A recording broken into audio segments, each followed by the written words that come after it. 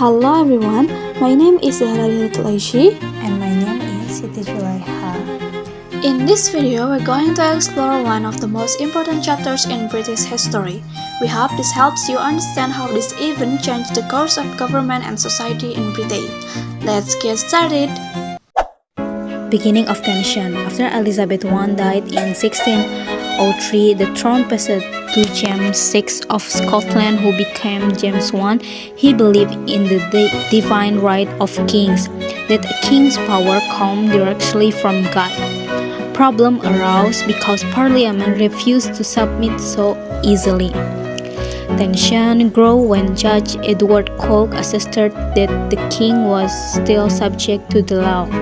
This marked the beginning of a long conflict between the Crown and Parliament. Religion and the Scottish Rebellion. James I rejected Puritan demands and maintained the bishop system in the Anglican Church. Tensions worsened after the 1605 Gunpowder Plot, a Catholic group's attempt to blow up Parliament. Charles I made the situation worse.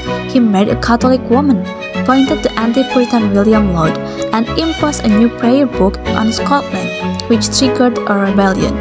When he needed war funds, Charles was reluctant to summon Parliament, but finally was forced to do so in 1640 due to pressure.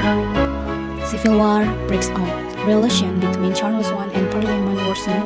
When Charles attempted to arrest 5 members of Parliament, the people were outraged and he fled London. In 1642, the English Civil War broke out between Royalists, supporters of the king, and parliamentarians led by Oliver Cromwell, a minor nobleman who rose as a talented military general from the Parliament side. Cromwell formed a disciplined army called the New Model Army, which helped Parliament win. In 1645, Charles I was captured. He continued conspiring until he was executed in 1649 for treason, something unprecedented in Europe. England became a republic. The monarchy and House of Lords were abolished. The Anglican Church was no longer official. Oliver Cromwell, who played a major role in Parliament's victory, now became the most powerful figure. Oliver Cromwell and the Republic era. Cromwell ruled England as Lord Protector starting in 1653. Though he held no royal title, he ruled like a dictator. His strict police, Christmas, Easter, and public entertainment were banned. Brutal suppression in Ireland and conquest of Scotland. His rules turned out to be harsher than the previous monarchy. After Cromwell died in 1658, his son Richard succeeded him but lacked influence. Chaos followed. In 1660, the military invited Charles II, son of Charles I, to take the throne. The restoration of the monarchy began. Political opponents were pardoned. The Anglican Church and House of Lords were restored. Charles II was more cautious to avoid repeating his father's mistakes. In 1685, Charles II died, succeeded by his brother James II, a Catholic. He was initially accepted because his heir was Protestant, but when a Catholic son was born, concern arose. Parliament grew worried and invited William of Orange and Mary, James' daughter, to take power. James II filed the Glorious Revolution occurred without major war. In 1689, William and Mary ascended the throne under the condition that their powers be limited by law.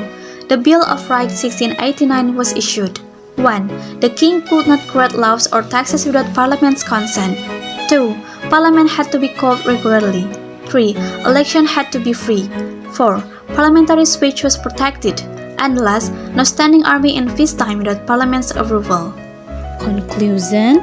The Stuart period marked a turning point in England political history.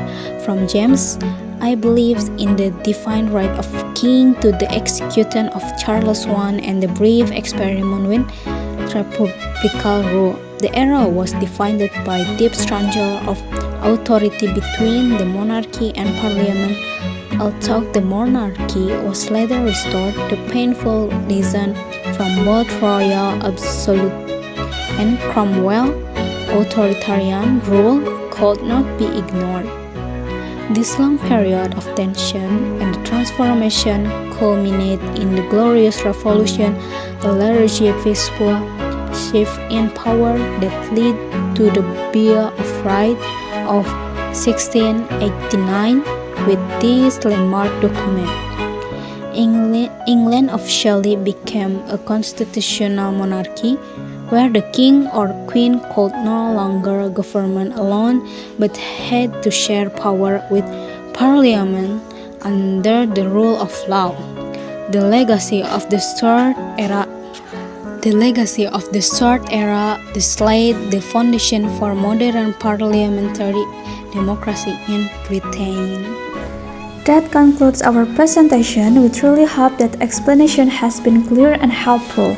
We apologize for any mistakes or shortcomings in delivering the material. Thank you for your attention, and we're happy to answer any question.